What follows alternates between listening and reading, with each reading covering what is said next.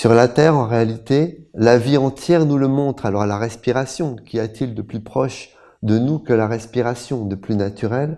La respiration nous le montre que naturellement, dans le mouvement de la vie, j'inspire quelque chose, je reçois une force et je dois l'expirer, c'est-à-dire je dois l'offrir. Je dois toujours offrir quelque chose. Quand je reçois, je ne peux faire autrement que d'offrir. Alors, on peut se dire, oui, mais je suis pas obligé. Essayez d'inspirer puis de garder ça en permanence. Et il y a des gens sur la Terre qui veulent prendre, mais pas forcément donner. Alors que la vie, c'est une offrande. Si je veux uniquement prendre et tout garder pour moi, je gonfle. Vous savez, on parle d'ego surdimensionné. En fait, on gonfle pas forcément dans le corps physique, mais voilà, on peut se charger de tout un fardeau parce qu'on veut tout garder pour soi. Mais en fait, le mouvement de la vie naturellement, c'est j'inspire, je reçois, et je donne, et j'offre. En réalité, la vie entière est une offrande. Mais beaucoup d'êtres ne l'ont pas compris, parce qu'il y a toute une éducation qui a les doigts crochus, qui nous apprend à avoir les doigts crochus et qui nous dit « Tu sais, sur la Terre, c'est dangereux, il faut te protéger, il faut être en sécurité, tu dois y arriver coûte que coûte, alors prends tout ce que tu peux prendre, et puis tant pis pour les autres. Ne te dis pas que tu es là pour donner, mais tu es là pour prendre. » Alors vous savez, on a tous entendu ces discours « on n'a qu'une vie, il faut en profiter un maximum, etc. » Mais en réalité, c'est une mauvaise compréhension de la vie. C'est-à-dire, je veux inspirer et je veux garder, mais je veux rien expirer. Donc à un moment donné, ça fonctionne pas. Surtout que la vie, le clin d'œil de la vie est amusant parce que on vient sur la terre, on inspire, on repart, on expire. Donc la vie tout entière est entre l'inspire et l'expire. Et à un moment donné, tu veux pas expirer, tu devrais expirer de toute façon. Si tu as inspiré, tu devrais expirer. C'est vraiment une loi. Et en réalité, donc il y a tout un monde qui veut tout prendre, mais qui ne pense jamais que si il reçoit, il doit donner. Et que la force est dans cet échange. La respiration, encore une fois, nous le montre, parce que si j'inspire et que je veux pas expirer, je peux pas inspirer de nouveau. Donc en fait, le flux de la vie est interrompu. Je garde tout pour moi, mais en fait, je garde rien parce que je perds tout. Celui qui veut garder pour lui, la parole de Jésus, celui qui veut préserver sa vie la perdra. Celui qui veut garder l'inspire à l'intérieur de lui, tout sera perdu.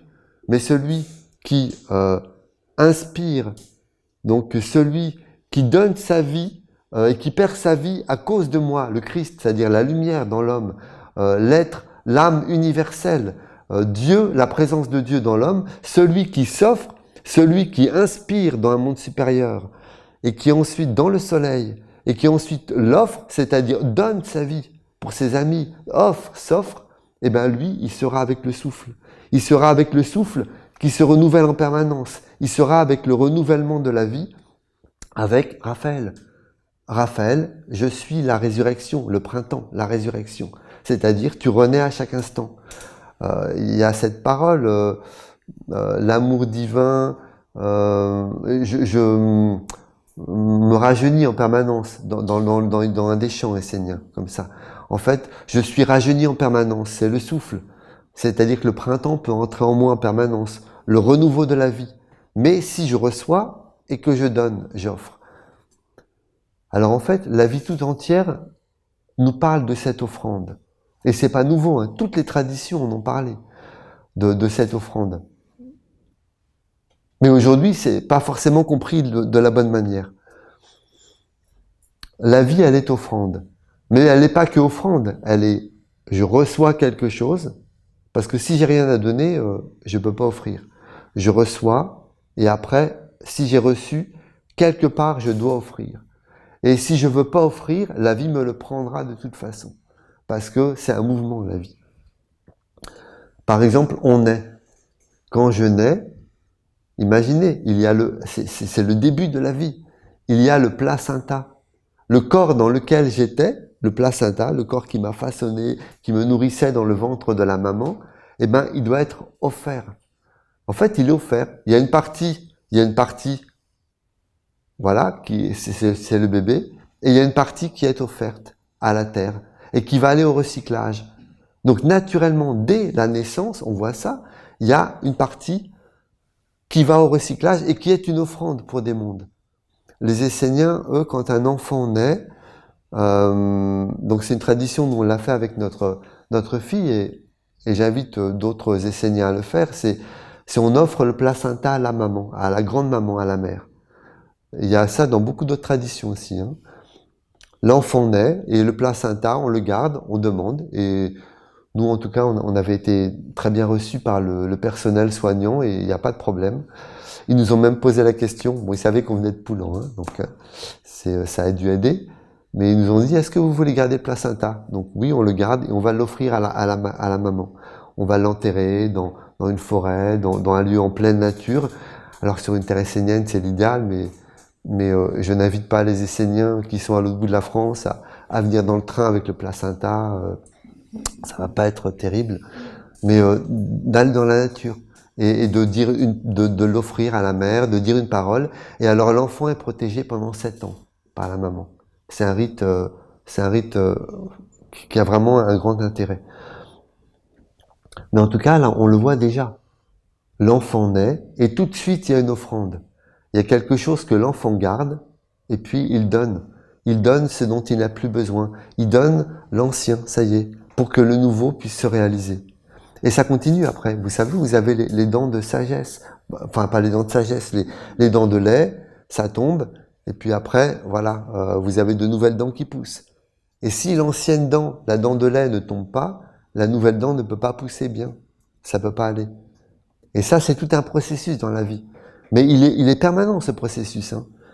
Les cheveux tombent, les cheveux se renouvellent, la peau, les cellules. Alors on dit que le corps, la grande partie, pas forcément toutes les cellules, mais la grande partie, la plus grande partie des cellules du corps se renouvelle en 7 années. C'est-à-dire qu'en 7 années, votre corps est pratiquement refait à neuf, entièrement, avec ce que vous portez à l'intérieur. C'est pour ça que, en fait, il y a tous les cycles de la vie. On a 7 ans pour se façonner. Vraiment, le 7, c'est quelque chose de très important. On parle des périodes de 7 ans. Quand on amorce, quand on commence une œuvre, on a 7 jours pour commencer à la réaliser, pour poser l'acte, quand on a un projet, etc. 7, c'est très important. Et donc, voilà, après, donc vers les 7 ans, vous avez effectivement ces dents de lait. À partir de 7 ans environ, hein, c'est environ. Ce renouvellement, mais vous avez les ongles, vous avez en fait tout dans le corps, en permanence dans la vie. C'est comme à la naissance, il y a une partie, c'est le placenta en fait. Il y a une partie qui retourne à la mère, qui est une offrande pour la grande maman, pour des mondes. Par contre, c'est pour les mondes du recyclage, mais c'est les mondes aussi qui vont redonner naissance à la vie. C'est comme un arbre. Vous voyez, l'arbre, il a ses feuilles, et puis les feuilles tombent, et il va nourrir la terre. Et c'est en permanence. Alors lui, l'arbre, en plus, il nourrit l'air. Mais comme nous, on nourrit l'air de nos pensées. On peut avoir des pensées nauséabondes, des pensées éteintes, qui manquent d'oxygène, qui étouffent, mais on peut aussi amener autour de nous toute une aire de respiration sacrée, une aura, un amour, ce qu'on a fait au début, par exemple, je vais chercher dans le soleil, j'inspire dans le soleil et je l'expire par tout mon être. Je peux l'expirer par toute mon aura. Alors j'amène un air où on peut respirer de l'oxygène en fait sur la terre, dans les mondes subtils. Eh bien en fait, l'homme c'est comme l'arbre. Vous voyez, il y a ce côté-là, mais il y a aussi que j'offre comme mes feuilles. J'offre une partie de mon être pour nourrir tout ce qui vient derrière moi. Et c'est naturel. Hein. La nourriture aussi nous le montre. Je mange quelque chose, inévitablement, je dois redonner quelque chose à la terre. C'est en fait, toute la nature nous le montre. Je fais l'offrande en permanence. Et toute la vie d'un être humain, et de tous les êtres qui viennent sur la terre, est une offrande.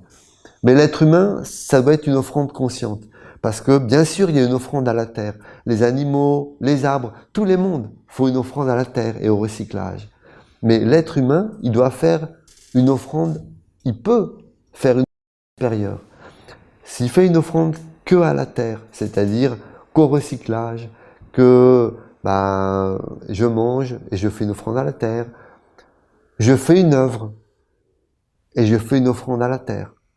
C'est-à-dire que l'œuvre, à un moment donné, elle va devenir poussière, l'œuvre. Ça serait une offrande à la terre.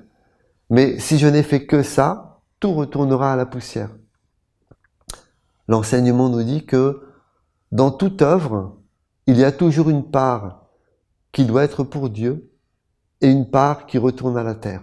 C'est inévitable. Il y a toujours une part qui va retourner à la poussière. Parce qu'il faut que l'œuvre se manifeste et prenne un corps.